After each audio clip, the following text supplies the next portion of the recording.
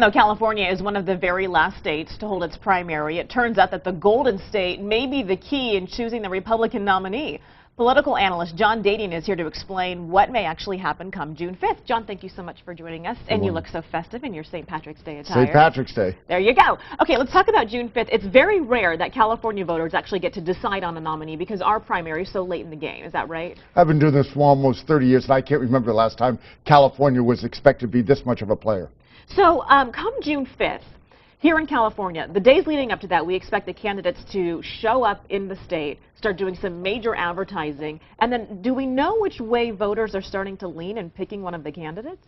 We don't. Again, the polls in California, it's been a little while. There haven't been any recent polls. Romney, tentatively was a little bit ahead. Keep in mind, he has a huge advantage for having run in 2008.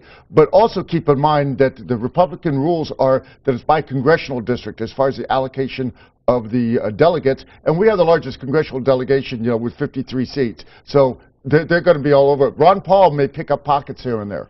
This has become so interesting because is there a chance that even after our primary here in California, that none of these candidates will have enough delegates to actually become the nominee? Absolutely, there's a chance. 1,144 is the magic number, and clearly the Gingrich strategy is pretty blatant the last week or so. It's clearly stop robbery. It's no longer to get the nomination. So I think that's significant, and I don't think that he drops out. So what this does is it makes it a war of attrition, and as we know, you can still win a war of attrition, but it becomes very painful. But is this detrimental to the Republican Party as a whole? When you don't really have your nominee in place, and then you start the advertising campaign to go against President Obama? The past week, national pundits all over this country have argued on both sides of it. I come down on the side that, no, it's not detrimental. I think it's good for the party. It's good, you get the issues out there, et cetera. But more importantly, and we've seen this with a lot of our local races, when you have a tough race in a primary, you get your campaign tuned up. And I've seen so many campaigns that when they don't have a tough competitor in primary, they get a little lazy. It's human nature, and they're not really prepared for the hard general. So I think this is all a good thing for the Republicans. Well, it's sure interesting, to say the least. Okay, let's talk about the local race, the mayoral race right here in San Diego. Heating up quick. It sure is. And a lot of the recent polls have shown that Carl DeMaio and Bob Filner are in the lead by a lot.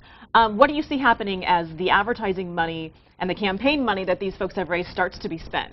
And I think that is important because, again, the last poll, although I always say the poll is a snapshot in time, it showed over 30% either undecided or undeclared as far as a candidate. So that's important. But the important point that you just touched on is none of these campaigns, including the so-called frontrunners, have spent their money yet. Once they start spending the money, that's when we see the electorate changing and where the undecided goes, and that's when we'll see it. Just this week, according to the Fletcher campaign, I haven't been able to verify it until the next results come out, but they said they had one event that they raised $125,000 in one night. One night. If that's true, that's phenomenal.